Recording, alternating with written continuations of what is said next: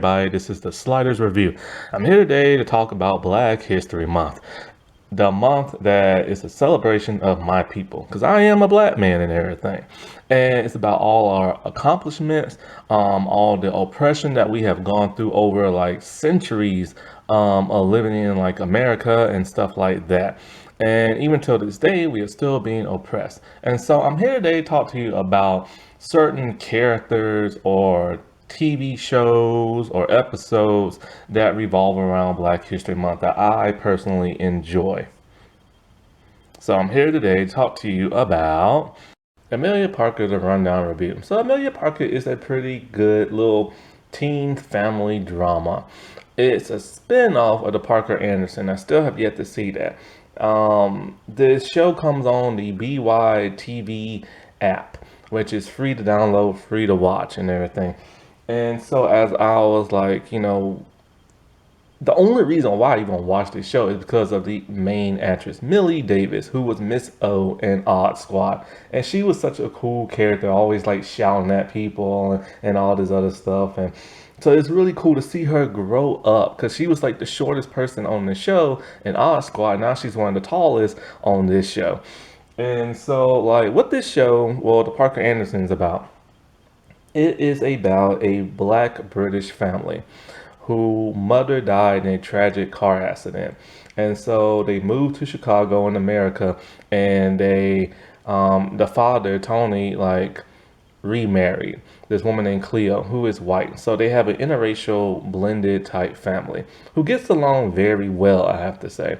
Now, this isn't a review of the Parker Anderson show because I haven't seen that yet. This is just like the Amelia one. So with Amelia, she has select mutism. What that means is that like she refuses to talk to anybody and stuff. And because she is traumatized by the death of her mother. Now, it takes a good while when watching the Amelia Parker show to find out why exactly that is. And when you do find that out, it is so heartbreaking. So Amelia is just like your typical kid in school, like navigating through the motions of life and everything. She has tons of hobbies, which she excels in, and she does really good at school. Um, and when it comes to this show, they had to bring in like a black writer to make it sound more authentic black because and bring in like problems that black people have to face and this and that. I like that. I assumed that was going to be the main focus of the show, but it wasn't. They only have like one of those type of black awareness type episodes in the first one that I reviewed, so go watch that. Um, where it has to do with like black hair. Since she has like a dance recital, and since like um she has to get her hair done, there isn't nobody really in town that can do it. Her stepmom can't do it because she don't know how. So she takes her to like the hairdresser type place, but she takes her to where like a predominantly white one, where they can't do her hair. And so the black lady who does work there, she's not there right now. And this is something a lot of people have to struggle with, especially like in black people, because there aren't that many like um, beautician type places that recognize and know how to stylize black people hair. And when you go to like the store, there aren't that many black products for our hair, but there are like tons for like white people. And it's something that really needs to change. And I'm so glad they addressed this because a lot of young black girls just have no clue like how to do their hair and stuff. And so I wish there were more episodes like that, but sadly there wasn't. Um, but then, like I said, you go through the motions, and I go through the motions of her life. Now, I assume she was just like a dancer and that's it. But apparently, she's very good at playing soccer, which is called football over there. And so, like, she's really good at that, but she doesn't want to play that no more for some reason. And then they try to like force her, but she like pretends to like hurt her ankle, and then so she doesn't have to play that. When her mom was alive, she was pretty good at playing the piano, but then when her mom died, she stopped, and so she's rusty. And apparently, in this show, because she doesn't talk, she has spent a lot of time writing, which we never get to see, and has made like, short film, or she wants to make short films and stories with her friends. And this was kind of odd because, like I said before, we've never seen her write before. We've never seen her do poetry, never seen her write stories, but then all of a sudden she's really good at that, and she makes like videos of like with her friends and stuff and act stuff out. That's a great hobby, but it would have been nice to see that throughout the show, but we never do. Um, Another thing is kind of like it's cool because many people have many hobbies, but normally in the show you only see somebody have one hobby.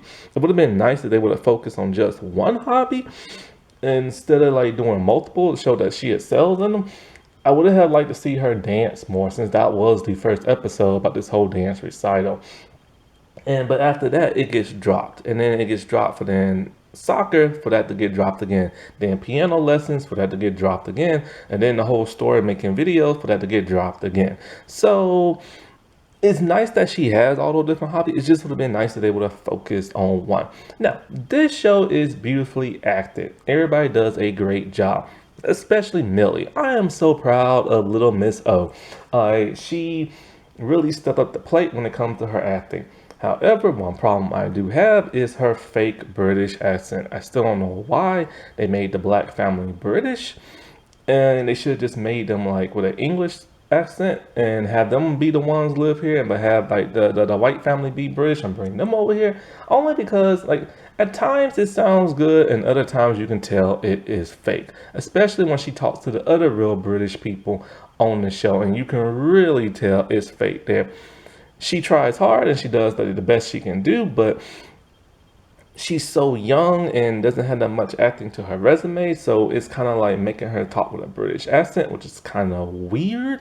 And so it's nice, but it could be like improved on. So that's like my only nitpick of it and stuff. Um, Now when it comes to that of the family, I've said this before, it's kind of like they get along very well, which is a great thing, especially because they're an interracial family and you want to portray that, because that's how it is in real life. However, in real life, there are differences and there are like, tension, which this show doesn't really have no tension between like the two families. I assumed it kind of would have been like the Brady Bunch or Step by Step. There has to be some type of tension. Not everybody can get along so well, you know what I'm saying? Now, however, like I said before, I have not seen the Parker Anderson. Maybe there is tension there. I don't know. But because they are in a racial family, it would have been nice to see the differences between black and white in their families, and you don't see that because they just they get along so well and everything. And so like um it just feels too perfect, you know what I'm saying? But then when you do watch the Parker Anderson, that one episode I did review, we do see a little tension between the ex-husband and the new husband when it has to do with race and stuff like that. And because I always wondered, why does the ex-husband get along so well with the new family? It's like if he's this perfect, why did him and his wife like divorce? You know what I'm saying? And so that never made no sense to me. So I can't wait to watch the Parker Anderson to see if anything has changed or if it's just like all the same. And so like with Amelia and stuff, she has two best friends. One's Declan and the other one I still can't remember. I kind of have a hard time pronouncing it. But he's like this little dorky dude. Now Declan, she is more like blunt and in your face type person, but for the most part she is like a friend, but kind of like a friend of me and stuff.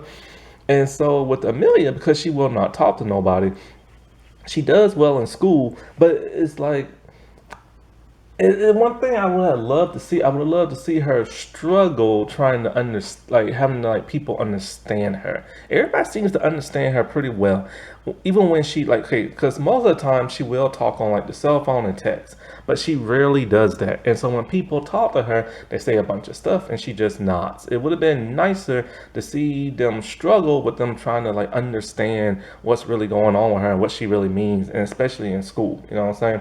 Because like she does well in school, but the teachers want to hold her back only because she don't talk to them.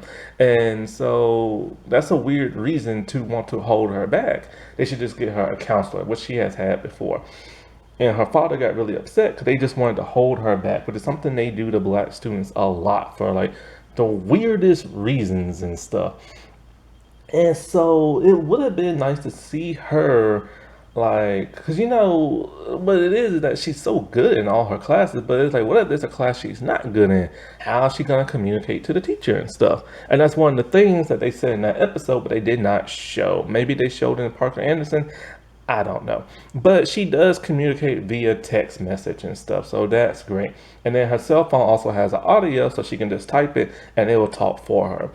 And so, like, her and her friends, they get along very well, but it's kind of like they never pressure her to talk, which is kind of like a good thing. But you gotta think and wonder if this was real life, they wouldn't have pressured her to talk.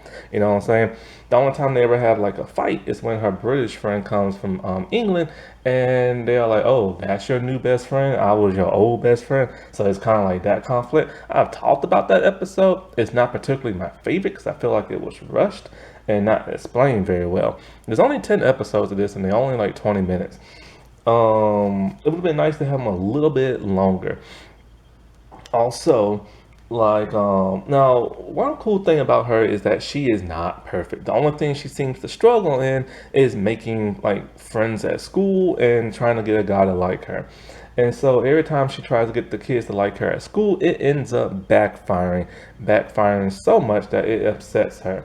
Um, Cause like she went on a field trip, she made them like some type of like cupcakes or cookies or something, and she gave them food poisoning. But then after she explained to everybody, I guess like in her own way, they kind of like forgave her. See, once again, it's too perfect. It would have been nice to see her try to make friends with everybody in school, certain people, and they'd be all like, "Well, just talk to us." And she does her little thing where she can't, you know what I'm saying? And that would have been like a whole lot better to see.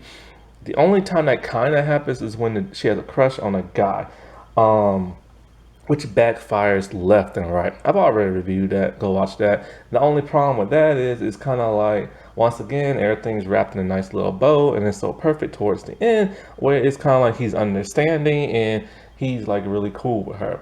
But it's kind of like, it would have been nice to see a little tension and a little bit more confusion with that. She gets along with her family very well. Even though like her brother is kind of like, oh, I'm all that and everything. So she has to like lay down to him like when he tries to take over for her movie because she wants to make a movie with her friends, but he's changing everything, and she has a hard time trying to let him know that. But eventually, her friends convince her to like tell him that. But then when she tells him, it's like there's no conflict, no tension, and then it's all wrapped up in a nice little bow, like once again, and this shows is a bit too perfect, you know what I'm saying?